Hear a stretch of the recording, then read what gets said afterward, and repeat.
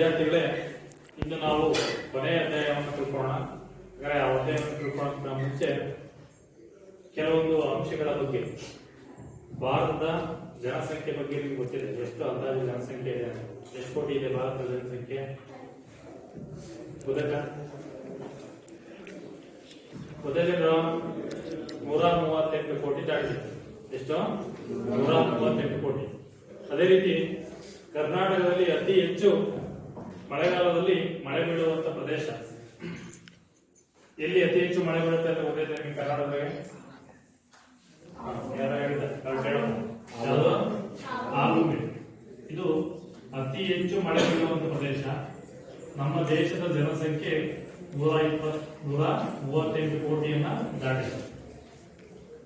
Next ಅದೇ ರೀತಿ ಇನ್ನೊಂದು ಅಂಶವನ್ನು ನಾವು ಕಲೆಕ್ಟ್ ಮಾಡೋದಾದ್ರೆ, ಭಾರತದಲ್ಲಿ ಅತಿ ಹೆಚ್ಚು ಕಾಫಿಯನ್ನ ಬೆಳೆಯುವಂತ ರಾಜ್ಯ ಯಾವುದು? ರಾಜ್ಯ ಭಾರತದಲ್ಲಿ ಅತಿ ಹೆಚ್ಚು ಕಾಫಿ ಬೆಳೆಯುವಂತ ರಾಜ್ಯ ಯಾವುದು? ಯಾವ ರಾಜ್ಯ? ಯಾವುದು? ಗೋವಾ. ಗೋವಾ ಬೆಳೀತೇನ್ರ? ಇಲ್ಲ. ಮತ್ತೆ ಯಾವುದು? ಯಾವುದು? ಕರ್ನಾಟಕದಲ್ಲಿ ಅತಿ ಹೆಚ್ಚು ಕಾಫಿಯನ್ನು ಬೆಳೆಯುತ್ತಾರೆ ನಮ್ಮ ಭಾರತದಲ್ಲಿ. ಆಯ್ತಾ? ಅದು ಪ್ರಮುಖವಾಗಿ ಇಲ್ಲಿ ಚಿಕ್ಕಮಗಳೂರು ಜಿಲ್ಲೆಯಲ್ಲೆಲ್ಲ ಅತಿ ಹೆಚ್ಚು ಕಾಫಿಯನ್ನ ಬೆಳೆಯುತ್ತಾರೆ. ಇವನ್ನೆಲ್ಲವನ್ನೂ ಕೂಡ ಏನಂತ ಕರಿತೀವಿ? ದತ್ತಾಂಶಗಳು ಅಂತ ಕರಿತೀವಿ. ಏನಂತ ಕರಿತೀವಿ? ದತ್ತಾಂಶಗಳು. ಸರಿನಾ? ಹಾಗಾದ್ರೆ ಈ ದತ್ತಾಂಶಗಳನ್ನ ಸಂಗ್ರಹಿಸಿ, ವರ್ಗೀಕರಿಸಿ, ಮತ್ತೆ ವಿಶ್ಲೇಷಿಸಿ, ವ್ಯಾಖ್ಯಾನಿಸುವ ಮತ್ತು ನಿರೂಪಿಸುವ ಗಣಿತದ ವಿಜ್ಞಾನದ ಒಂದು ಭಾಗವನ್ನು ನಾವು ಏನಂತ ಕರಿತೀವಿ? ದತ್ತಾಂಶಗಳನ್ನು ಸಂಗ್ರಹಿಸಿ, ವಿಶ್ಲೇಷಿಸಿ ಮತ್ತು ವ್ಯಾಖ್ಯಾನಿಸಿ ಹಾಗೂ ನಿರೂಪಿಸುವಂತ ಗಣಿತ ಮತ್ತು ವಿಜ್ಞಾನದ ಒಂದು ಭಾಗವನ್ನು ನಾವು ಏನಂತ ಕರಿತೀವಿ ಅಂದ್ರೆ ಸಂಖ್ಯಾಶಾಸ್ತ್ರ ಅಂತ ಕರಿತೀವಿ. ಏನಂತ ಕರಿತೀವಿ? ಅಂದ್ರೆ ಕೊನೆಯ ಅಧ್ಯಾಯ 12 ಯಾವುದು ಅಂದ್ರೆ ಸಂಖ್ಯಾಶಾಸ್ತ್ರ. ಈ ಅಧ್ಯಾಯದ ಬಗ್ಗೆ ಇದು ತಿಳಿತಾ ಹೋಗಿ ಸಂಖ್ಯಾಶಾಸ್ತ್ರ.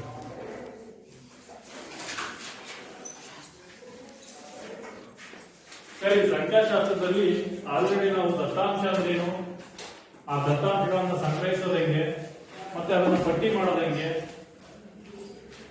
ಅದರಲ್ಲಿ 2 ರೀತಿಯ ವಿಧಾನಗಳು ಇರ್ತವೆ ಪಟ್ಟಿ ಮಾಡಕ್ಕೆ. ಆ ವಿಧಾನಗಳನ್ನು ಬರೆಯೋದು ಹೆಂಗೆ ಅಂತ ನಾವು ಹಿಂದಿನ ತರಗತಿಗಳಲ್ಲಿ ತಿಳ್ಕೊಂಡಿರ್ತೀವಿ 8ನೇ ಕ್ಲಾಸಲ್ಲಿ. ಹಾಗಾದ್ರೆ ಮೊದಲನೇದಾಗಿ ದತ್ತಾಂಶ ಅಂದ್ರೆ ಯಾರು ಹೇಳ್ತೀರಿ? ನಮ್ಮನ್ನ ಹೇಳೋಣ. ಸಂಗತಿಗಳ ಅಥವಾ ಅಂಶಗಳ ಸಾಂಕೇತಿಕ ಉದ್ದೇಶ ಸಂಗ್ರಹಕ್ಕೆ ದತ್ತಾಂಶ. ನೈಜ ಸಂಗತಿಗಳ ಅಥವಾ ಅಂಶಗಳ ಸಾಂಖ್ಯಿಕ ಅಥವಾ ಬೇರೆ ರೀತಿಯ ನಿರ್ದಿಷ್ಟ ಉದ್ದೇಶದ ಸಂಗ್ರಹಣೆಗೆ ನಾವು ಏನಂತ ಕರಿತೀವಿ?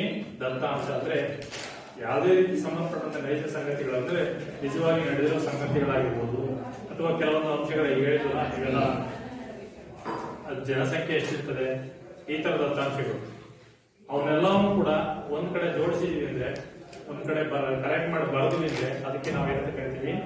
ದತ್ತಾಂಶ ಅಂತ ಕರಿತೀವಿ. ನೆಕ್ಸ್ಟ್ ದತ್ತಾಂಶಗಳಲ್ಲಿ 2 ರೀತಿಯ ವಿಧಗಳಿದಾವೆ. ಮೊದಲನೇದಾಗಿ ಪ್ರಾಥಮಿಕ ದತ್ತಾಂಶ, ಇನ್ನೊಂದು ದ್ವಿತೀಯಕ ದತ್ತಾಂಶ. ಪ್ರಾಥಮಿಕ ದತ್ತಾಂಶ, ಇನ್ನೊಂದು ಯಾವುದು? ದ್ವಿತೀಯಕ ದತ್ತಾಂಶ. ಹಾಗಾದ್ರೆ ಪ್ರಾಥಮಿಕ ದತ್ತಾಂಶ ಅಂದ್ರೇನು? ನಿರ್ದಿಷ್ಟ ಉದ್ದೇಶಕ್ಕಾಗಿ ವ್ಯಕ್ತಿಯು ತನ್ನನ್ನು ತೊಡಗಿಸಿಕೊಂಡು ನೇರವಾಗಿ ಮಾಹಿತಿಯನ್ನು ಸಂಗ್ರಹಿಸಿದರೆ ಅದನ್ನು ನಾವು ಪ್ರಾಥಮಿಕ ದತ್ತಾಂಶ ಅಂತ ಕರಿತೀವಿ. ನಾವೇ ಡೈರೆಕ್ಟ್ ಆಗಿ ಹೋಗಿ ದತ್ತಾಂಶಗಳನ್ನು ಸಂಗ್ರಹಿಸ್ತೀವಲ್ಲ, ಅದು ಏನು? ಏನದು? ಪ್ರಾಥಮಿಕ ದತ್ತಾಂಶ. ನಾವೇ ಡೈರೆಕ್ಟ್ ಆಗಿ ಹೋಗಿ ಸಂಗ್ರಹಣೆ ಮಾಡೋದು, ಅದು ಪ್ರಾಥಮಿಕ ದತ್ತಾಂಶ.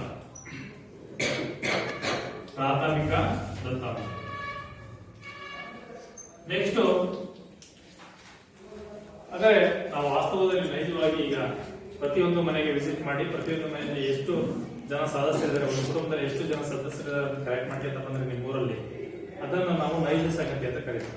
ನಾವೇ ಹೋಗಿ ಕರೆಕ್ಟ್ ಮಾಡೋದು, ಸರಿನಾ? ಅದು ಪ್ರಾಥಮಿಕ ದತ್ತಾಂಶ ಇದೆ. ನೆಕ್ಸ್ಟ್ ದ್ವಿತೀಯಕ ದತ್ತಾಂಶ. ದ್ವಿತೀಯಕ ದತ್ತಾಂಶ ಅಂದ್ರೆ ಏನು? ದ್ವಿತೀಯಕ ದತ್ತಾಂಶ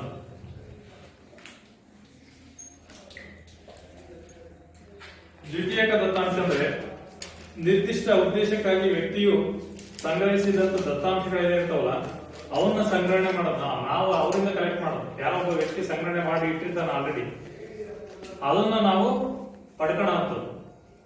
ಈಗ 135 ಕೋಟಿ ಇದೆ ಜನಸಂಖ್ಯೆ ಅಂದ್ರೆ ನಾವು ಕಲೆಕ್ಟ್ ಮಾಡಿರ್ತಾರೆ, ಯಾರೋ ಒಬ್ಬ ಕಲೆಕ್ಟ್ ಮಾಡಿ ಇಟ್ಟಿರ್ತಾರೆ ತಾನೆ, ಅದಕ್ಕೆ ಒಂದು ಗ್ರೂಪ್ ಇದೆ ರೆಡಿ ಮಾಡಕ್ಕೆ. ಅವರಿಂದ ನಾವು ದತ್ತಾಂಶವನ್ನ ಪಡ್ಕೊಂಡ್ರೆ ಅವನು ನಾವು ದ್ವಿತೀಯಕ ದತ್ತಾಂಶ ಅಂತ ಕರಿತೀವಿ. ಇನ್ನೊಬ್ಬ ಯಾರು ಕಲೆಕ್ಟ್ ಮಾಡಿರ್ತಾರೆ ಆ ದತ್ತಾಂಶಗಳನ್ನ ನಾವು ಪಡ್ಕೊಂಡ್ರೆ ಅದು ದ್ವಿತೀಯಕ ದತ್ತಾಂಶ. ಸರಿನಾ? ಹಾಗಾದ್ರೆ ಇವು ಆದ್ಮೇಲೆ ದತ್ತಾಂಶಗಳ ವಿಧಗಳಾದ್ಮೇಲೆ ಬರುವಂತದ್ದು ದತ್ತಾಂಶಗಳ ಜೋಡಣೆ. ಜೋಡಣೆ ಅಂದ್ರೆ ಯಾವ ರೀತಿ ಅವನ್ನ ಬರಿತಾ ಹೋಗ್ತೀವಿ ಅಂತ. ಈಗ 10 ಜನ ವಿದ್ಯಾರ್ಥಿಗಳನ್ನ ತಗೊಳ್ಳೋಣ ಫಸ್ಟ್. ಆ 10 ಜನ ವಿದ್ಯಾರ್ಥಿಗಳು ಇಷ್ಟಪಡುವಂತ ಸಾಕು ಪ್ರಾಣಿಗಳ ಹೆಸರನ್ನು ನಾವು ಬರಿತಾ ಹೋಗೋಣ. ಸರಿನಾ? ಒಂದು 10 ಜನ ವಿದ್ಯಾರ್ಥಿಗಳನ್ನ ಅಥವಾ 10 ಜನ ನೀವು ಕೇಳಿದಾಗ ನಿಮ್ಮಲ್ಲಿ ನಿಮ್ಗೆ ಯಾವ ಸಾಕು ಪ್ರಾಣಿ ಇಷ್ಟ ಮನೇಲಿ ಸಾಕಕ್ಕೆ ಅಂತ ಕೇಳಿದ್ರೆ ಕೆಲವರು ನಾಯಿ ಸಾಕಕ್ಕೆ ಇಷ್ಟ ಅಂತ ಇರ್ತಾರೆ. 10 ಜನ ನಾವು ಏನ್ ಮಾಡ್ತಾ ಇದೀವಿ, 10 ಜನ ಕೇಳ್ತಾ ಇದೀವಿ ಯಾವ ಸಾಕು ಪ್ರಾಣಿ ನಿಮ್ಗೆ ಇಷ್ಟ ಅಂತ. ಅಂದ್ರೆ 10 ಜನದಲ್ಲಿ ನಾಯಿಯನ್ನ ಸಾಕಕ್ಕೆ ಇಷ್ಟಪಡೋ ಸಂಖ್ಯೆ ಎಷ್ಟು? ಎಷ್ಟು ಜನ? 5 ಜನ. ನೆಕ್ಸ್ಟ್ ಇನ್ನೊಂದು ಯಾವ್ದು ಬರುತ್ತೆ ಮನೇಲಿ ಸಾಕುವಂಥದ್ದು? ಬೆಕ್ಕು. ಬೆಕ್ಕನ್ನ ಸಾಕುವಂತಾರು 3 ಜನ ಅಂತ ಹೇಳ್ತಾರೆ 10 ಜನರಲ್ಲಿ. ನಾವು ಬೆಕ್ಕನ್ನು ಸಾಕಕ್ಕೆ ಇಷ್ಟಪಡ್ತೀವಿ ಅಂತ. ಇನ್ನೊಂದು ಯಾವುದು? ಮೊಲ. ಮೊಲವನ್ನ ಸಾಕಕ್ಕೆ ಇಷ್ಟಪಡೋರು 2 ಅಂತ ಹೇಳ್ತಾರೆ. ಟೋಟಲ್ 10 ಜನ. ಇವನ್ನೇ ನಾವು ಒಂದು ಕೋಷ್ಟಕದಲ್ಲಿ ಒಂದು ದತ್ತಾಂಶಗಳನ್ನ ಒಂದ್ ಕಡೆ ಪ್ರಾಣಿಗಳ ಸಂಖ್ಯೆ, ಇನ್ನೊಂದು ಇಷ್ಟಪಡುವವರ ಸಂಖ್ಯೆಯನ್ನ ಒಟ್ಟಾಗಿ ಬರೆದರೆ ನಾವು ದತ್ತಾಂಶಗಳು ಅಂತ ಕರೀತೀವಿ. ಪ್ರಾಣಿಗಳು ಇಷ್ಟಪಡುವವರ ಸಂಖ್ಯೆ ಇದು ದತ್ತಾಂಶಗಳ ಜೋಡಣೆ ಅಂತ ಕರೀತೀವಿ. ಒಂದ್ ಕಡೆ ಬರೆಯುತ್ತೆ. ನೆಕ್ಸ್ಟ್ ಈ ದತ್ತಾಂಶಗಳ ಜೋಡಣೆಯಲ್ಲಿ 2 ರೀತಿಯ ವಿಧಗಳು ಬರ್ತವೆ. 2 ರೀತಿಯ ವಿಧಾನ ಬರ್ತವೆ. ಹಾಗಾದ್ರೆ ಆ ವಿಧಾನಗಳನ್ನ ನೋಡ್ತಾ ಹೋಗೋಣ.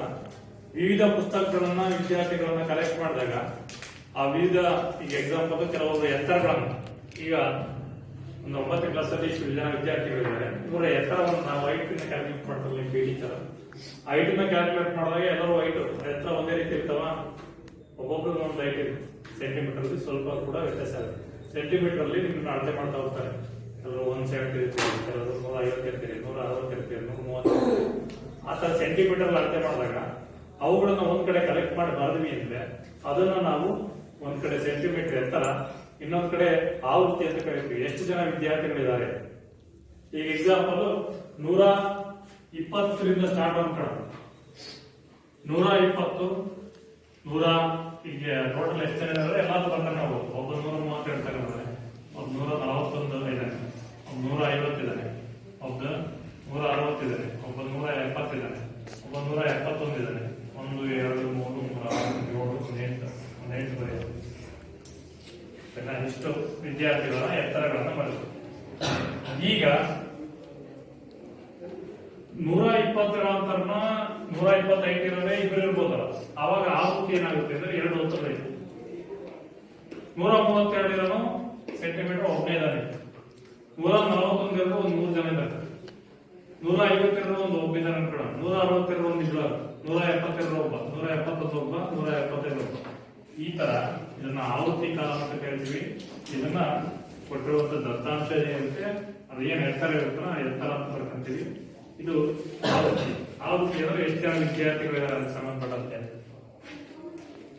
ಸರಿನಾ? ಇನ್ನೂ ಒಂದು ಕಾಲ ಮಾಡ್ಕೊಳ್ತೀವಿ, ನಿಮಗೆ ನೆನಪಿರ್ಬೋದು, ತಾಳೆ ಗುರುತುಗಳು ಅಂತ ಕರಿತೀವಿ. ಏನೋ ತಾಳೆ ಗುರುತುಗಳು ಇವೆಲ್ಲ ಇಂಗ್ಲಿಷ್ ಕ್ಲಾಸ್ ಅಲ್ಲಿ ಕಲ್ತಿರೋದು. ಅವನ್ನ ನಾವು ರಿವಿಷನ್ ಮಾಡಿಕೊಂಡು ನೆಕ್ಸ್ಟ್ ಇವತ್ತಿನ ತರಗತಿ ಬರ್ಬೇಕಾದ್ರೆ ಇವೆಲ್ಲ ಗೊತ್ತಿರಬೇಕು ಅಂತ. ಹಾಗಾದ್ರೆ ತಾಳೆ ಗುರುತುಗಳು ಅಂದ್ರೆ ಅವನು ಲೈನ್ ಅಲ್ಲಿ ಹಾಕೋದು ನಾವು ಎಷ್ಟು ಜನ ವಿದ್ಯಾರ್ಥಿಗಳು ಇರ್ತಾರೋ ಅಷ್ಟು ಜನ. ಈಗ 2 ಇದೆ ಅಂದ್ರೆ 2 ತಾಳೆ ಗುರುತುಗಳು, ಇಲ್ಲಿ 3 ಇದೆ ಅಂದ್ರೆ 3 ತಾಳೆ ಗುರುತುಗಳು, ಒಪ್ಪಿದೆ ಅಂದ್ರೆ ಒಂದೇ. ಸರಿನಾ? ಈ ತರ ತಾಳೆ ಗುರುತುಗಳನ್ನ ಹಾಕಿರ್ತಾರೆ. ಈ ಕಾಲವನ್ನು ನಾವೇನು ಕರಿತೀವಿ? ಆವೃತ್ತಿ ವಿತರಣಾ ಪಟ್ಟಿ ಅಂತ ಕರಿತೀವಿ. ಏನಂತ ಕರಿತೀವಿ? ಈ ತರ ಬರೆಯೋದಕ್ಕೆ ಆವೃತ್ತಿ ವಿತರಣಾ ಪಟ್ಟಿ. ಹಾಗಾದ್ರೆ ಈ ಆವೃತ್ತಿ ವಿತರಣಾ ಪಟ್ಟಿಯನ್ನು ಬರೆಯೋಕೆ ಕೂಡ 2 ವಿಧಾನ ಇದೆ. ಒಂದು ಸಂವೃತ್ತ ವಿಧಾನ, ಇನ್ನೊಂದು ವಿಮುಕ್ತ ವಿಧಾನ. ಸಮೃದ್ಧಿ ವಿಧಾನ, ಇನ್ನೊಂದು ಯಾವುದು ವಿಮುಕ್ತ ವಿಧಾನ. ಅಂದ್ರೆ ಏನ್ ಸಮೃದ್ಧಿ ವಿಧಾನ ಅಂದ್ರೆ, ವಿಮುಕ್ತ ವಿಧಾನ ಅಂದ್ರೆ ಏನು ಅಂತ ನೋಡೋಣ. ಸಮೃದ್ಧಿ ವಿಧಾನ, ಇನ್ನೊಂದು ಯಾವುದು ವಿಮುಕ್ತ ವಿಧಾನ. ಸಮೃದ್ಧಿ ವಿಧಾನ. ಹಾಗಾದ್ರೆ ಸಮೃದ್ಧಿ ವಿಧಾನದಲ್ಲಿ ದತ್ತಾಂಶಗಳನ್ನ ಯಾವ ರೀತಿ ಸಂಗ್ರಹಣ ಮಾಡ್ತೀವಿ ಅಂದ್ರೆ, ಮೊದಲನೇ ಕಾಲmu ಎಕ್ಸಾಂಪಲ್ ವರ್ಗಾಂತರ ಅಥವಾ ಏನ್ ಕೊಟ್ಟಿರ್ತಾರಲ್ಲ ಗುಂಪುಗಳು, ಏನ್ ತಗೊಂಡಿರ್ತೀವಿ ದತ್ತಾಂಶಗಳು. ನೆಕ್ಸ್ಟ್ ಎರಡನೇ ಕಾಲmu ಅದೇ ತಾಳೆ ಗುರುತುಗಳು ಆದ್ಮೇಲೆ ಇನ್ನೊಂದು ಯಾವ್ದು ಬರುತ್ತೆ, ಆವೃತ್ತಿ ಬರುತ್ತೆ. ಆವೃತ್ತಿಯನ್ನು ಬರೆಯುತ್ತೆ. ಈ ಎಕ್ಸಾಂಪಲ್ 15ರಿಂದ 20, 20ರಿಂದ 21ರಿಂದ 25, 26ರಿಂದ 30, ನೆಕ್ಸ್ಟ್ 31ರಿಂದ 35. ಈ ರೀತಿ ಏನ್ ಬರೀತಾ ಹೋಗ್ತೀವಲ್ಲ, ಇವನ್ನ ನಾವು ಏನಂತ ಕರಿತೀವಿ, ಈ ವಿಧಾನದಲ್ಲಿ ಏನಾಗಿದೆ ಇದನ್ನು ನಾವು ಸಮೃದ್ಧಿ ವಿಧಾನ ಅಂತ ಕರಿತೀವಿ. ಇದರ ಅರ್ಥ ಏನು ಅಂದ್ರೆ, ಈಗ 15ರಿಂದ 20 ಮಾರ್ಕ್ಸ್ ತಗೊಂಡಿರುವಂತದ್ದು ಒಬ್ಬ ವಿದ್ಯಾರ್ಥಿಗಳಿಗೆ 50 ಮಾರ್ಕ್ಸ್ಗೆ ನಾವು ಟೆಸ್ಟ್ ಮಾಡಿದೀವಿ. 50 ಮಾರ್ಕ್ಸ್ಗೆ 15ರಿಂದ 20ರವರೆಗೆ ಮಾರ್ಕ್ಸ್ ಇಷ್ಟೊಳಗೆ ಬರೋಂತ ಎಷ್ಟು ಜನ ಅಂದ್ರೆ ಅಂದಾಜು ಒಂದು 2. ಸರಿನಾ? 21ರಿಂದ 25 ಮಾರ್ಕ್ಸ್ ತೆಗೆದಿರುವಂತವ್ರು ಇಷ್ಟೊಳಗೆ ಬರೋಂತ ಎಷ್ಟು ಜನ, ಅವರೊಂದು 26ರಿಂದ 30 ಒಂದಿಬ್ರು, ಇದು ಒಂದಿಬ್ರು, ಟೋಟಲ್ ಎಷ್ಟಾಯ್ತು, ಎಷ್ಟು ಜನ 6 3 9, ಇದು 3 ಮಾಡ್ತಾರೆ, 10 ಜನ. 10 ಜನ ವಿದ್ಯಾರ್ಥಿಗಳನ್ನು ಕರೆಕ್ಟ್ ಮಾಡಿದಾಗ ಈ ರೀತಿ ಡಿವೈಡ್ ಮಾಡಬೇಕು. ಇದನ್ನ ನಾವು ಏನಂತ ಕರಿತೀವಿ, ಸಮೃದ್ಧಿ ವಿಧಾನ ಅಂತ ಕರಿತೀವಿ. ಇದು ಎಲ್ಲಿ ಬಳಕೆ ಆಗುತ್ತೆ ಅಂದ್ರೆ, ನಾವು ಜಾಸ್ತಿ ವಿದ್ಯಾರ್ಥಿಗಳ ಸಂಖ್ಯೆ ಇದ್ದಾಗ, ಕಡಿಮೆ ವಿದ್ಯಾರ್ಥಿಗಳಿದ್ದಾಗ ನಾವು ಡೈರೆಕ್ಟ್ ಈ ತರ ಬರೀಬಹುದು. ಆ ವರ್ಗಾಂತರ ಯಾವಾಗ ಬಳಸ್ತೀವಿ, ಈ ತರ ಯಾವಾಗ ಬಳಸ್ತೀವಿ ಅಂದ್ರೆ, ಜಾಸ್ತಿ ವಿದ್ಯಾರ್ಥಿಗಳಿದ್ದಾಗ, ಈ ಕೆಲವೊಂದು ಶಾಲೆಯಲ್ಲಿ 50 ಜನ ವಿದ್ಯಾರ್ಥಿಗಳು ಇರ್ತಾರೆ, 100 ಜನ ವಿದ್ಯಾರ್ಥಿಗಳು ಇರ್ತಾರೆ, ಆವಾಗ ಆ ವರ್ಗಾಂತರ ಬರೆಯಕ್ಕೆ ಈಸಿ ಆಗುತ್ತೆ. ಆ ವರ್ಗಾಂತರ ಬಳಸ್ತೀವಿ. ಇಲ್ಲಿಂದ ಇಲ್ಲಿವರೆಗೆ ಇಷ್ಟು ಜನ, ಒಬ್ಬೊಬ್ಬರಿಗೆ ಇಂಡಿವಿಜುವಲ್ ಈ ತರ ಬರ್ಕಂತ ಹೋದ್ರೆ ಏನಾಗುತ್ತೆ, ಕಾಲ ದೊಡ್ಡದಾಗುತ್ತೆ. ಅದಕ್ಕೆ ನಾವು ವರ್ಗಾಂತರವನ್ನು ಬಳಸಿ ಈಸಿಗೆ ಮಾಡ್ತೀವಿ. ಅದರಲ್ಲಿ ಮೊದಲನೇ ವಿಧಾನ ಏನಂದ್ರೆ ಸಮೃದ್ಧಿ ವಿಧಾನ. ನೆಕ್ಸ್ಟ್ ಎರಡನೇ ವಿಧಾನ, ಇದರಲ್ಲಿ ಇದಕ್ಕೆ ಇರೋ ಡಿಫ್ರೆನ್ಸ್ ಏನೋ ನೋಡಿ, ವಿಮುಕ್ತ ವಿಧಾನ. ನೆಕ್ಸ್ಟ್ ಬರೋದು ಯಾವುದು, ವಿಮುಕ್ತ ವಿಧಾನ. ವಿಮುಕ್ತ ವಿಧಾನದಲ್ಲಿ ವರ್ಗಾಂತರ ಯಾವ ರೀತಿ ಇರುತ್ತೆ ಅಂದ್ರೆ, ಇಲ್ಲಿ 15ರಿಂದ 20 ಸ್ಟಾರ್ಟ್ ಆಗಿತ್ತು, ನೆಕ್ಸ್ಟ್ 20ರಿಂದ 25, ನೆಕ್ಸ್ಟ್ 25ರಿಂದ 30, ಈ ತರ ವರ್ಗಾಂತರ ಬರುತ್ತೆ. ಇದಕ್ಕೆ ಡಿಫ್ರೆನ್ಸ್ ಏನು, 15ರಿಂದ 20 ಆದ್ಮೇಲೆ 21ರಿಂದ ಸ್ಟಾರ್ಟ್ ಆಗುತ್ತೆ. ಇಲ್ಲಿ ಏನಾಗಿದೆ, 15ರಿಂದ 20 ಅಂದ್ರೆ 20, ನೆಕ್ಸ್ಟ್ 20 ಆದ್ಮೇಲೆ ಮತ್ತು 20ರಿಂದ ಸ್ಟಾರ್ಟ್ ಆಗಿರುತ್ತೆ. ಇಲ್ಲಿ ಮುಂದಿನ ಅಂಕಿಯಿಂದ ಸ್ಟಾರ್ಟ್ ಆಗಿರುತ್ತೆ, ಇಲ್ಲಿ ಹಿಂದಿನ ಅಂಕಿಯಿಂದನೇ ಸ್ಟಾರ್ಟ್ ಆಗಿರುತ್ತೆ. ಇದಕ್ಕೆ ನಾವು ವಿಮುಕ್ತ ಅಂತ ಕರಿತೀವಿ, ಇದಕ್ಕೆ ಸಮೃದ್ಧಿ ವಿಧಾನ ಅಂತ ಕರಿತೀವಿ. ಹಾಗಾದ್ರೆ ಎಕ್ಸಾಂಪಲ್, ಒಬ್ಬ ಹುಡುಗ 21 ಮಾರ್ಕ್ಸ್ ತೆಗೆದಾನೆ, ಸರಿ 20 ಮಾರ್ಕ್ಸ್ ತೆಗೆದಾನೆ ಅಂತ, ಅವನು ಎಲ್ಲಿ ಸೇರ್ಬೇಕು, ಇದಕ್ಕೆ ಸೇರ್ತಾನೆ, ಇದಕ್ಕೆ ಸೇರ್ತಾನೆ, ಇದರಲ್ಲಿ ಏನ್ ಡೌಟ್ ಇಲ್ಲ, ಇದಕ್ಕೆ ಸೇರ್ತಾನೆ. ಯಾಕೆಂದ್ರೆ 20 ಇಲ್ಲೇ ಬರುತ್ತೆ. ಬಟ್ ಇದರಲ್ಲಿ ಎರಡೂ ಕಡೆ 20 ಇದೆಯಲ್ಲ, 20 ಎಲ್ಲಿ ಸೇರ್ತಾನೆ, ಎರಡನೇದ್ರಲ್ಲಿ ಸೇರ್ತಾನೆ. ಆಯ್ತಾ, ಎರಡನೇದ್ರಲ್ಲಿ ಸೇರ್ತಾನೆ. ಇಲ್ಲಿ 20 ಕೊಡೋದ್ರು ಕೂಡ ಆ 20ನ್ನ ಎರಡನೇ ಕಾಲಕ್ಕೆ ತಾಣ್ತೀವಿ. ಹೈಯೆಸ್ಟ್ ಇರ್ತಾರ ಮುಂದಕ್ಕೆ, ಅದಕ್ಕೆ ತಾಣ್ತೀವಿ, ಅದಕ್ಕೆ ಕೌಂಟ್ ಮಾಡ್ತೀವಿ. ಸರಿನಾ? ಈ ತರ ಆವೃತ್ತಿ ವಿತರಣೆ ಪಟ್ಟಿಯನ್ನ ಎರಡು ವಿಧಾನದಲ್ಲಿ ಬರೀತೀವಿ. ಒಂದು ಸಮೃದ್ಧಿ ವಿಧಾನ, ಇನ್ನೊಂದು ವಿಮುಕ್ತ ವಿಧಾನ. ಅದರಲ್ಲಿ ವರ್ಗಾಂತರದ ಗಾತ್ರ ಅಂತ ಬರುತ್ತೆ. ಗಾತ್ರ ಅಂದ್ರೆ ಇಲ್ಲಿಂದ ಇಲ್ಲಿವರೆಗೆ ಎಷ್ಟು ದತ್ತಾಂಶಗಳು ಇರ್ತವೆ, ಅದನ್ನ ವರ್ಗಾಂತರದ ಗಾತ್ರ ಅಂತ ಕರಿತೀವಿ. ಸರಿನಾ? ಅದನ್ನ ಕಂಡುಹಿಡಿಯೋದು ಹೆಂಗೆ ಅಂದ್ರೆ, ಮೇಲ್ಮಿತಿ ಕೆಳಮಿತಿಗಳ ವ್ಯತ್ಯಾಸವನ್ನು ತೆಗೆದುಕೊಂಡು ಬರ್ತದೆ. ಈ ವಿಧಾನದಲ್ಲಿ ಮೇಲ್ಮಿತಿ ಮತ್ತು ಕೆಳಮಿತಿಗಳ ವ್ಯತ್ಯಾಸ ತಗೋಬೇಕು. ಈ ವಿಧಾನದಲ್ಲಿ ಕೌಂಟ್ ಮಾಡ್ಕೊತಾ ಹೋಗ್ಬೇಕು, ಎಷ್ಟು ಜನ ಇದ್ದಾರೆ, ಅಷ್ಟು ಪ್ರಾರ್ಥನಾಂಕಗಳು, ಅದರ ವರ್ಗಾಂತರದ ಗಾತ್ರ ಆಗಿರುತ್ತೆ.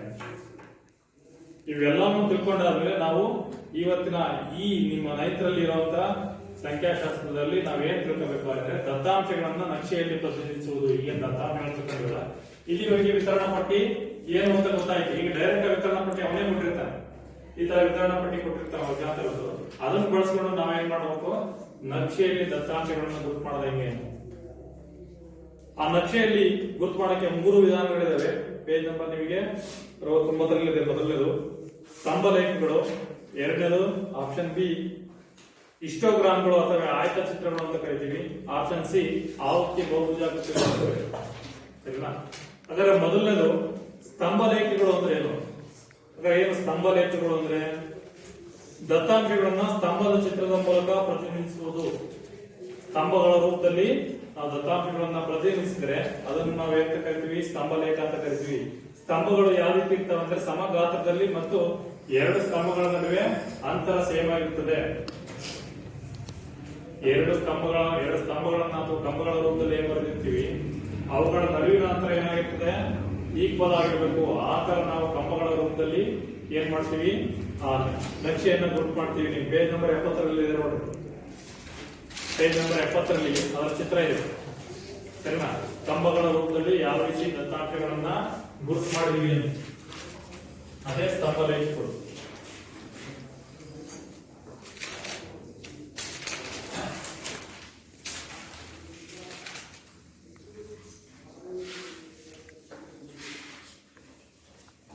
ಗೊತ್ತಿದೆ ಆ ಸ್ತಂಭ ಲೇಖಗಳನ್ನು ದತ್ತಾಂಶಗಳನ್ನ ಎಲ್ಲಿ ಎಕ್ಸ್ ಆಕ್ಸಿಸ್ ಅಲ್ಲಿ ಕೊಟ್ಟಿದ್ದಾನೆ, ಜನವರಿಯಿಂದ ಡಿಸೆಂಬರ್ ವರೆಗೆ ತಿಂಗಳನ್ನು ಕೊಟ್ಟಿದ್ದಾನೆ.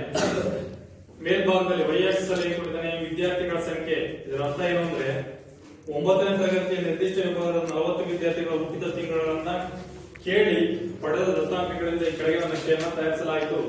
40 ವಿದ್ಯಾರ್ಥಿಗಳನ್ನ ತಗೊಂಡಿದ್ದೀವಿ 9ನೇ ಕ್ಲಾಸಲ್ಲಿ. ಆ 40 ವಿದ್ಯಾರ್ಥಿಗಳು ಯಾವ ತಿಂಗಳು ಹುಟ್ಟಿದ್ರು ಅಂತ ಒಂದು ದತ್ತಾಂಶವನ್ನು ತಗೊಂಡು ನಾವೇನ್ ಮಾಡಿದ್ವಿ ನಕ್ಷೆಯನ್ನು ಹಾಕಿದ್ವಿ.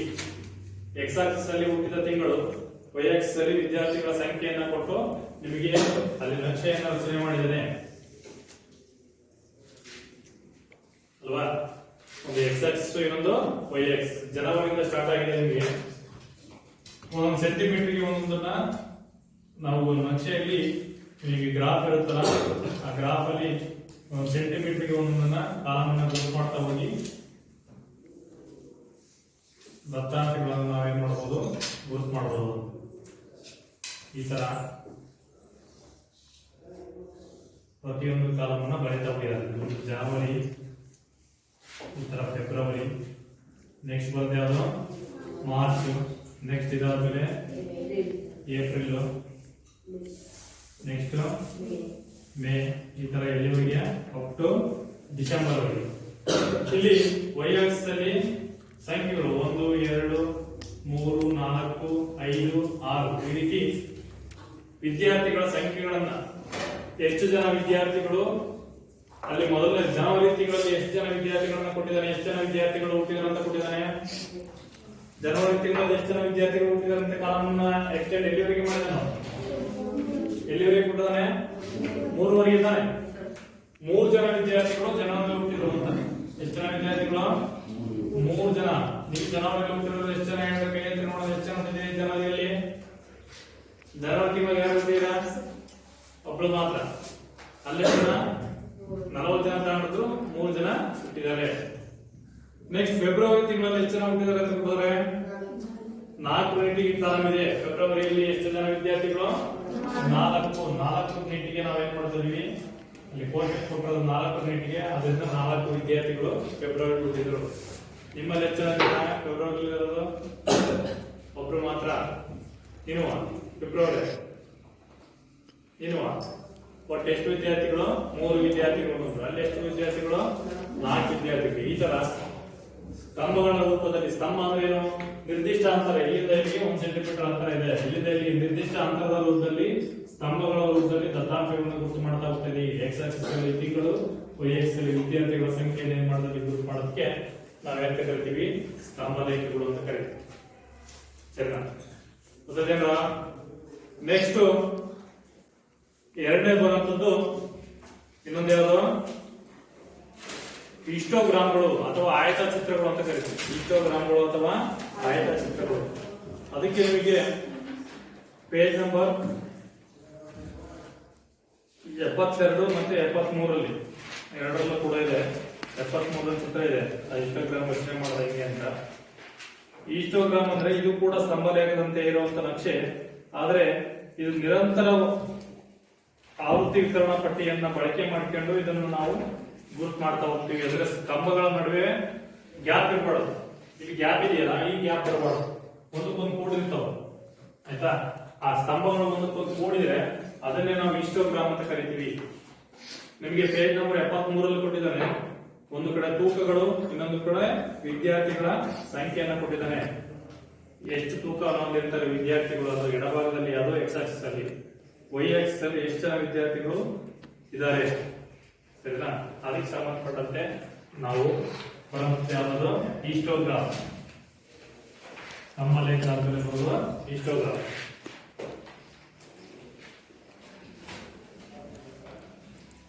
ಹಿಸ್ಟೋಗ್ರಾಫ್ ಅಂದರೆ ಅದನ್ನು ನಾವು ರಚನೆ ಮಾಡ್ತಾ ಹೋಗೋಣ. ಎಕ್ಸಾಕ್ಸಿಸ್ ಅಲ್ಲಿ ಅಪ್ ಟು 30.5 ಸ್ಟಾರ್ಟ್ ಮಾಡಿ 65.5 ವರೆಗೆ ಕೊಡ್ತಾ ಹೋಗಿರುತ್ತೆ.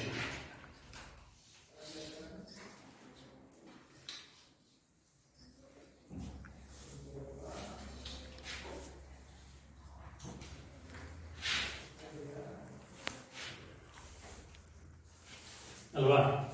ಇಲ್ಲಿ ಮೊದಲನೇಷ್ಟೇ 30.5 ಒಂದು ಸೆಂಟಿಮೀಟರ್ಗೆ ಒಂದು ಬಿಂದುವನ್ನು ಗುರುತು ಮಾಡಿ ಗುರುತು ಮಾಡ್ಕೊಂತ ಹೋದ್ಮೇಲೆ ಆ ಕಂಬಗಳನ್ನ ರಚನೆ ಮಾಡಬಹುದು.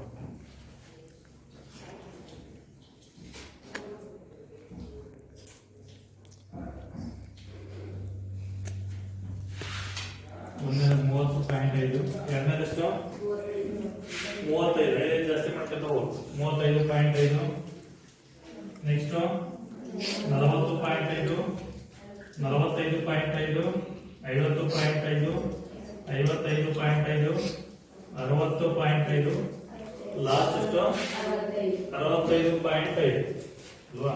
ಅದನ್ನು ಗುರುತು ಮಾಡಿ 65 ಮುಗಿಸ್ಕೊಳ್ಬೇಕು.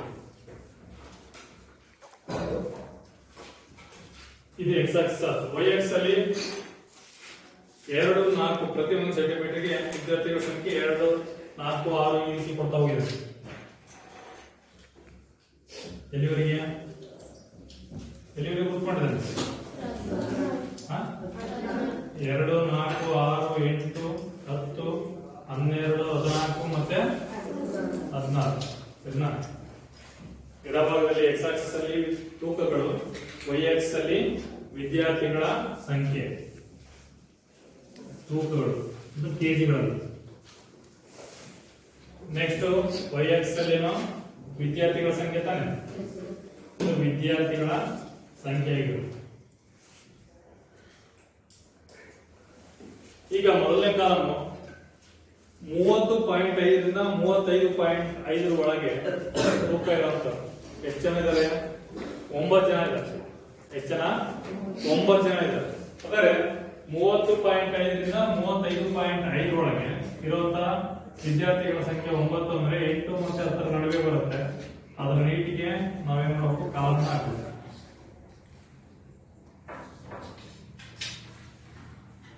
ಇಲ್ಲಿ 9 ನೀಟಿಗೆ ಇಲ್ಲಿ 2 ನಡುವೆ ಬರುವಂತ ವಿದ್ಯಾರ್ಥಿಗಳ ಸಂಖ್ಯೆ 9 ಇರುತ್ತೆ. ನೆಕ್ಸ್ಟ್ ಅದೇ ರೀತಿ ಎರಡನೇ ಕಾಲಮ್ಗೆ ಬಂದ್ರೆ 35.5 ರಿಂದ 40.5 ರಲ್ಲಿ ಇರುವಂತ ವಿದ್ಯಾರ್ಥಿಗಳ ಸಂಖ್ಯೆ ಎಷ್ಟು? 6. ಇಲ್ಲಿ 6 ನೀಟಿಗೆ ಇಲ್ಲಿ ಏನ್ ಮಾಡಬೇಕು? ಗ್ಯಾಪ್ ಕೊಡೋಂಗಿಲ್ಲ. ಇವೆರಡರ ನಡುವೆ ಇರೋದ್ರಿಂದ ಇಲ್ಲಿ 6 ನೀಟಿಗೆ ಕಾಲಮ್ನ ಗ್ರೂಪ್ ಮಾಡ್ಕೊಂಡು ಇಲ್ಲಿ ಇದಕ್ಕೆ ನೀರಿಗೆ ಕೂಡಿಸ್ಬಿಟ್ಟು ಮುಗಿದು ಈಗ ಒಂದಕ್ಕೊಂದು ಅಟ್ಯಾಚ್ ಆಗಿರ್ಬೇಕು, ಕೂಡಿದ್ರೆ ಮಾತ್ರ ಅದು ಹಿಸ್ಟೋಗ್ರಾಫ್. ಅದರ ನಡುವೆ ಬೇರ್ಪಟ್ಟರೆ ಅದು ಸ್ತಂಭ ಲೇಖ ಆಗುತ್ತೆ. ಗೊತ್ತಾಗಿಲ್ಲ? ನೆಕ್ಸ್ಟ್ 3ನೇದು ಬನ್ನಿ. 40.5 ರಿಂದ 45.5 ಎಷ್ಟು ಜನ ಇದ್ದಾರೆ?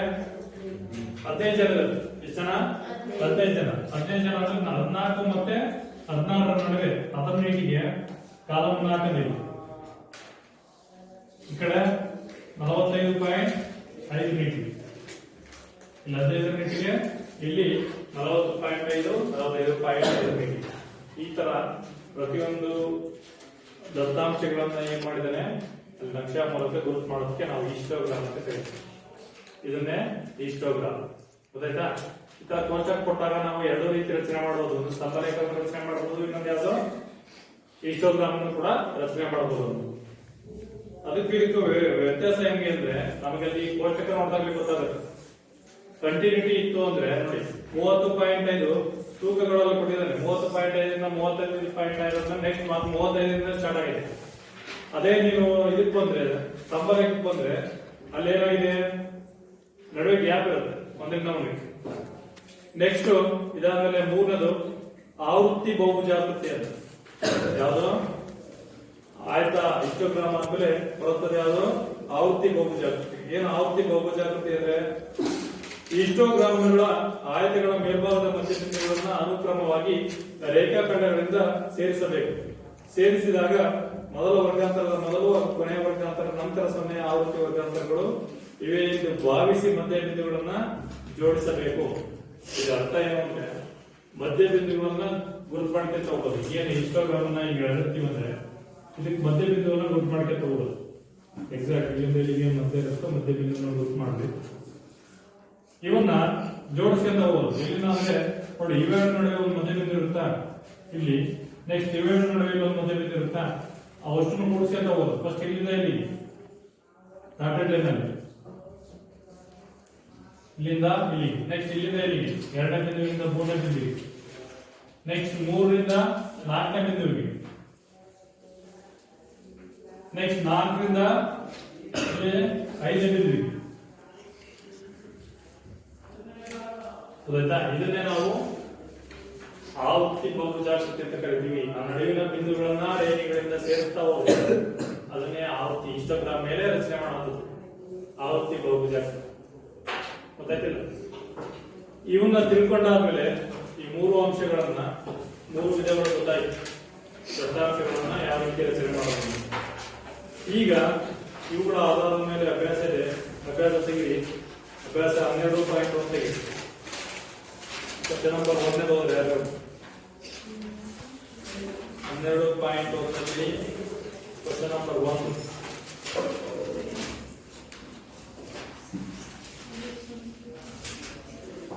ಹೋದ್ರೆ ಯಾರು ಒಂದು ಸಂಸ್ಥೆಯ ಜಗತ್ತಿನಾದ್ಯಂತ 15ರಿಂದ 44 ವರ್ಷ ವಯೋಮಾನದ ಮಹಿಳೆಯರಿಗೆ ಸಂಬಂಧಿಸಿದಂತೆ ನಡೆಸಿದ ಸಮೀಕ್ಷೆಯಲ್ಲಿ ಕಂಡುಬಂದ ಕಾಯಿಲೆಗಳಿಗೆ ಕಾರಣ ಮತ್ತು ಸಾವಿನ ಪ್ರಮಾಣದ ಅಂಕಿಅಂಶಗಳು ಈ ಕೆಳಗಿನಂತಿವೆ. ಇಲ್ಲಿ ಒಂದು ಸಂಸ್ಥೆಯು ಜಗತ್ತಿನಾದ್ಯಂತ 15ರಿಂದ 44 ವರ್ಷ ವಯೋಮಾನದ ಮಹಿಳೆಯರಿಗೆ ಸಂಬಂಧಿಸಿದಂತೆ ನಡೆಸಿದ ಸಮೀಕ್ಷೆಯಲ್ಲಿ ಕಂಡುಬಂದ ಕಾಯಿಲೆಗಳಿಗೆ ಕಾರಣ ಮತ್ತು ಸಾವಿನ ಪ್ರಮಾಣದ ಅಂಕಿಅಂಶಗಳನ್ನು ಕೊಟ್ಟಿದ್ದಾರೆ. ಅಂದ್ರೆ ಮಹಿಳೆಯರು ಯಾವ್ಯಾವಕ್ಕೆ ಸಾಯ್ತಿದ್ದಾರೆ, 15ರಿಂದ 44 ವರ್ಷದ ಮಹಿಳೆಯರು ಯಾವ ಕಾಯಿಲೆಗೆ ತುತ್ತಾಗಿ ಸಾಯ್ತಾ ಇದ್ದಾರೆ ಅಂತ ನಾವು ಸಮೀಕ್ಷೆಯನ್ನ ಒಂದು ಸಂಸ್ಥೆ ಮಾಡಿದಾಗ ಅದರ ದತ್ತಾಂಶಗಳು ಈ ರೀತಿ ಇದಾವೆ. ಒಂದು ಕಾಲಂ ಕಾರಣಗಳು, ಎರಡನೇ ಕಾಲము ಮಹಿಳೆಯ ಪ್ರಮಾಣದ ಮರಣ ಪ್ರಮಾಣ ಅಂತ ಇದೆ. ಅದನ್ನು ನೋಡಿಕೊಂಡು ಕೆಳಗಿನ ಪ್ರಶ್ನೆಗಳಿಗೆ 3 ಆಪ್ಷನ್ಗೆ ಉತ್ತರ ಬರೆಯಿರಿ ಅಂತ ಹೇಳಿದ್ದಾರೆ. ಅದರ ಮೊದಲನೇ ಆಪ್ಷನ್ ಕಾರಣಗಳು ಸಂತಾನೋತ್ಪತ್ತಿ, ಆರೋಗ್ಯ ಸ್ಥಿತಿಗತಿಗಳು. ಅದರ ಪ್ರಮಾಣ ಎಷ್ಟು? 31.8. ಏನಿದೆ ಅರ್ಥ? ಸಂತಾನೋತ್ಪತ್ತಿ, ಆರೋಗ್ಯ ಸ್ಥಿತಿಗತಿಗಳಲ್ಲಿ ಮಹಿಳೆಯರು ಎಷ್ಟು ಜನ ಸಾಯ್ತಿದ್ದಾರೆ? 32% ಜನ ಅಲ್ಲೇ ಸಾಯ್ತಾರೆ. ಯಾಕೆ? ಏನದು ಹಂಗಂದ್ರೆ? ಏನ್ರಂದ್ರೆ ಗೊತ್ತಾಯ್ತಾ? ಗೊತ್ತಾಯ್ತಿದ್ರ ಏನಂತ? ಏನು ಮಹಿಳೆಯರು ಪ್ರೆಗ್ನೆಂಟ್ ಇರ್ತಾರಲ್ಲ, ಆ ಡೆಲಿವರಿ ಟೈಮ್ ಅಲ್ಲಿ ಕೆಲವರಿಗೆ ವ್ಯತ್ಯಾಸ ಆದಾಗ ಕೆಲವರಿಗೆ BP ಬರುತ್ತೆ, ಕೆಲವರಿಗೆ ಬೇರೆ ಸಮಸ್ಯೆಗಳು ಬಂದು ಅಥವಾ ಮಗುವಿನ ಒಳಗೆ ರಚನೆ ಸಮಸ್ಯೆ ಆಗಿ ಅವ್ರು ಏನಾಗ್ತಾರೆ ಸಾಯುವಂತ ಪರಿಸ್ಥಿತಿ ಪ್ರಮಾಣ ಜಾಸ್ತಿ ಇರುತ್ತೆ. ಅವ್ರು ಮತ್ತೆ ಹುಟ್ಟಿ ಬಂದಾಗೆ ಯಾವಾಗ ಮಗು ಜನನ ಆಗಿ ಮಗು ಹೊರಗೆ ಬರತಕ್ಕ 9 ತಿಂಗಳಲ್ಲಿ ಅವ್ರು ಏನಾರ ಆಗ್ಬೋದು. ಸರಿನಾ? ಮಗುವಿಂದ ತಾಯಿಗೆ ಅಪಾಯ ಆಗ್ಬೋದು, ತಾಯಿಯಿಂದ ಮಗುವಿನ ಕೂಡ ಅಪಾಯ ಆಗ್ಬೋದು. ಅದರಿಂದ ಆ 9 ತಿಂಗಳು ಏನಿದೆ, ಆ 9 ತಿಂಗಳು ಮುಗಿದು ಮಗು ಹೊರಗೆ ಬರತಕ್ಕ ಅವ್ರು ಇನ್ನೊಂದು ಜನ್ಮವನ್ನ ಹುಟ್ಟಬೇಕು. ಸರಿನಾ? ಮಹಿಳೆಯರಿಗೆ. ಅದರಿಂದ ನೀವೇನು ತಾಯಿಗೆ ಗೌರವ ಕೊಡಲ್ಲ, ಅದು ಅವ್ರನ್ನ ಹೇಳ್ತಾರೆ ಏನೋ ಸಮಸ್ಯೆ. ಅವರೆಷ್ಟು ಜೋಪಾನವಾಗಿ ನಿಮ್ಮನ್ನ ಸಾಕಿ ಬೆಳೆಸಿ ಅಲ್ಲಿಂದ ಇಲ್ಲಿಗೆ ಕಾಪಾಡಿರ್ತಾರೆ. ನೀವು ಈ ತಾಯಿ ಮಾತೇ ಕೇಳಲ್ಲ, ಅವರ ವಿರುದ್ಧವಾಗಿ ನಡ್ತಿರಲಿಲ್ಲ ಎಂದ್ರ. ಈಗ ನೆಕ್ಸ್ಟ್ ನರ ಮತ್ತು ಮಾನಸಿಕ ಸ್ಥಿತಿಗತಿಗಳು. ಇದರಿಂದ ಎಷ್ಟು ಜನ ಸಾಯ್ತಿದ್ದಾರೆ? 25. ಅರ್ಥ ಏನಂದ್ರೆ ಕೆಲವು ಮಕ್ಕಳಿಗೆ ನರದ ಸಮಸ್ಯೆಗಳು ಅಂದ್ರೆ ಬಾಡಿಯಲ್ಲಿ ಯಾರೋ ಒಂದು ನರದ ಸಮಸ್ಯೆ ಅಥವಾ ಮಾನಸಿಕ ಸ್ಥಿತಿಗತಿ, ಯಾರೋ ಒಬ್ರು ಕೆಲವೊಂದು ಜೀವನದ ಮೇಲೆ ಘಟನೆಯಿಂದ ಅಬ್ನಾರ್ಮಲ್ ಆಗ್ತಾರೆ. ಅಂದ್ರೆ ಅರ್ಥ ಏನು?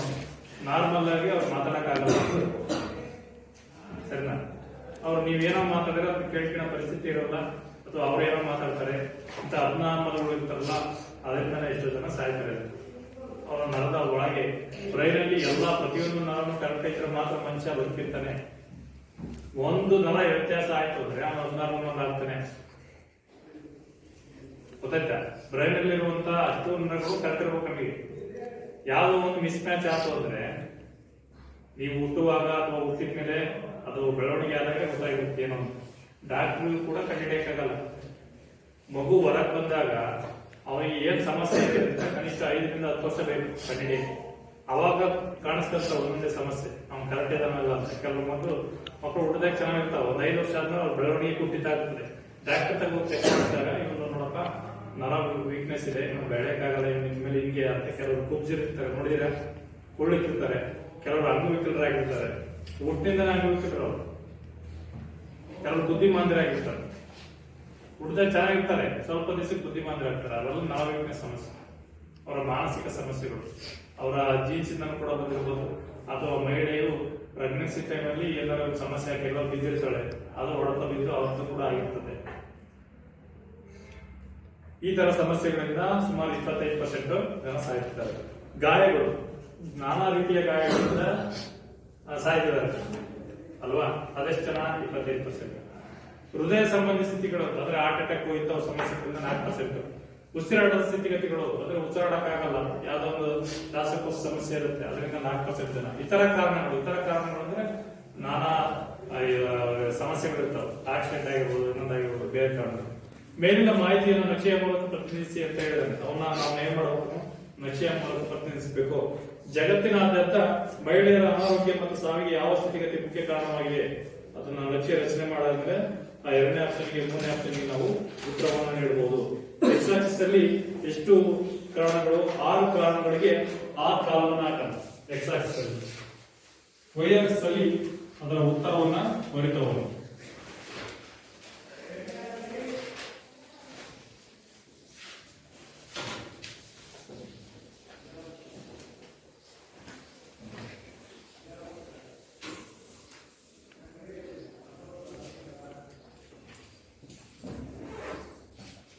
ಮೊದಲನೇದು ಕಾರಣ ಏನಿದೆ? ಸಂತಾನೋತ್ಪತ್ತಿ ಮತ್ತು ಆರೋಗ್ಯ ಸ್ಥಿತಿಗತಿಗಳು.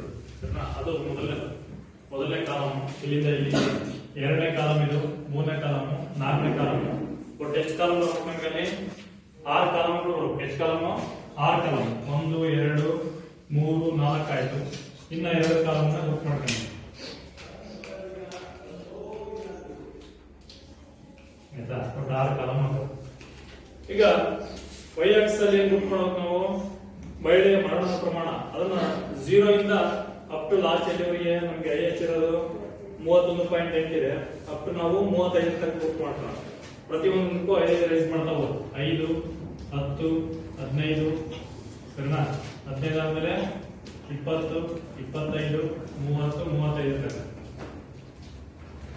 ಈಗ ಎಕ್ಸ್ ಆಕ್ಸಿಸ್ ಮೊದಲನೇದು ಸಂತಾನೋತ್ಪತ್ತಿ ಆರೋಗ್ಯ ಸ್ಥಿತಿಗತಿಗಳು. ಅದು ಮೊದಲನೇ ಕಾಲಮ್. ಸಂತಾನೋತ್ಪತ್ತಿ ಮತ್ತು ಆರೋಗ್ಯದ ಸ್ಥಿತಿಗತಿಗಳಲ್ಲಿ ಎಷ್ಟು ಪರ್ಸೆಂಟ್? 31.8 ಅಂದ್ರೆ 30 ಇದೆ, 35 ಇದೆ. ಹಾಗಾದ್ರೆ ಎಲ್ಲಿ ಬರುತ್ತೆ? 30 ಮೇಲೆ ನಿಮಗೆ ಎಷ್ಟು ಗೆರೆಗಳಿರ್ತವೆ? 10 ಗೆರೆಗಳಿರ್ತಾವೆ. 1 ಸೆಂಟಿಮೀಟರ್ ಅಲ್ಲಿ ನಾವು ನಕ್ಷೆಯಲ್ಲಿ ಗುರುತು ಮಾಡಿದಾಗ ಎಷ್ಟು ಗೆರೆಗಳು? 10 ಗೆರೆಗಳು. 32 ಅಂದ್ರೆ ಎಷ್ಟಾಗುತ್ತೆ ನೋಡಿ? ಇಲ್ಲಿಂದ ಇಲ್ಲಿ 5 ತಗೊಂಡಿರೋದ್ರಿಂದ 4ನೇ ಕಾಲಮ್ಗೆ 30 ರಿಂದ ಮೇಲೆ ಎಷ್ಟು? 4ನೇ ಗೆರೆಗೆ ನಾವಿಲ್ಲಿ ಅದರಲ್ಲಿ 4ನೇ ಗೆರೆ ನೀಟಿಗೆ ಕಾಲಮ್ ಹೇಳಬೇಕು. 4ನೇ ಗೆರೆ ನೀಟಿಗೆ ಏನ್ ಮಾಡಬೇಕು? ಕಾಲಮ್ ಹೇಳಬೇಕು. ಇದು ಸಂತಾನೋತ್ಪತ್ತಿ ಮತ್ತು ಆರೋಗ್ಯ ಸ್ಥಿತಿಗಳಿಗೆ ಸಂಬಂಧಪಟ್ಟಂತೆ ಅಷ್ಟು ಪರ್ಸೆಂಟ್ ಇದೆ. 2ನೇದು ನರ ಮತ್ತು ಮಾನಸಿಕ ಸಂಸ್ಥೆಗಳು. ಎಷ್ಟು ಅದು? 25.4. 25 ಇಲ್ಲಿದೆ. 25.4 ಅಂದ್ರೆ ಇಲ್ಲಿಂದ ಮೇಲೆ ಎಷ್ಟು ಬರುತ್ತೆ? ಮೇಲೆ 2ನೇ ಗೆರೆಗೆ 26 ಬರುತ್ತೆ. ನಾವು ಮೇಲೆ 25 ಮೇಲೆ 1ನೇ ಗೆರೆ ಇರುತ್ತೆ. ಆ 1ನೇ ಗೆರೆ ನೀಟಿಗೆ ಕೋಷ್ಟಕವನ್ನು ಹಾಕ್ತೀವಿ. ಅದು 2ನೇದಾಗಿರುತ್ತೆ. ಯಾವುದು? ನರ ಮತ್ತು ಮಾನಸಿಕ ಸ್ಥಿತಿಗಳು. ನರ ಮತ್ತು ಮಾನಸಿಕ ಸ್ಥಿತಿಗತಿಗಳು. ನೆಕ್ಸ್ಟ್ 3ನೇದು ಗಾಯಗಳು. ಗಾಯಗಳು ಎಷ್ಟಿದೆ? 12. 10 ಇಲ್ಲಿದೆ ಅಂದ್ರೆ 12.5 ಎಲ್ಲಿ ಬರುತ್ತೆ? 12 ಅಂದ್ರೆ ಇದ್ರ ಮೇಲೆ 4ನೇ ಗೆರೆ, 12.5 ಇರೋದ್ರಿಂದ 5 ಗೆರೆ. 10 ಮತ್ತು 15 ನಡುವೆ 5ನೇ ಗೆರೆ ಏನಿದೆ ಅದರ ನೀಟಿಗೆ ನಾವು ಏನ್ ಮಾಡಬೇಕು? ಕೋಷ್ಟಕವನ್ನು ಹಾಕಬೇಕು. ಇದು 3ನೇ.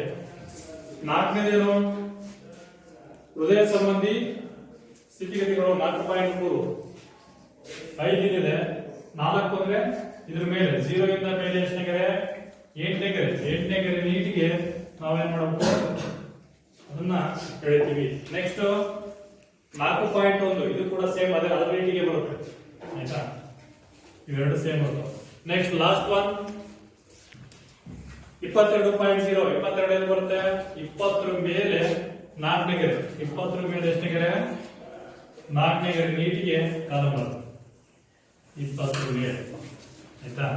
ಈ ತರ ನಾವು ಎಕ್ಸ್ ಆಕ್ಸಿಸ್ ಅಲ್ಲಿ ಕಾರಣಗಳನ್ನ ಗುರುತು ಮಾಡ್ತೀವಿ, ವೈ ಆಕ್ಸಿಸ್ ಅಲ್ಲಿ ಮಹಿಳೆಯರ ಪ್ರಮಾಣವನ್ನ ಗುರುತು ಮಾಡ್ತೀವಿ. ಇದು ಗಾಯಗಳು, ನೆಕ್ಸ್ಟ್ ಇದು ಹೃದಯ ಸಂಬಂಧಿ ಸಮಸ್ಯೆಗಳು, ಇದು ಉಸಿರಾಟದ ಸಮಸ್ಯೆಗಳು, ಇದು ಇತರೆ ಕಾರಣಗಳು. ಗೊತ್ತಿಲ್ಲ.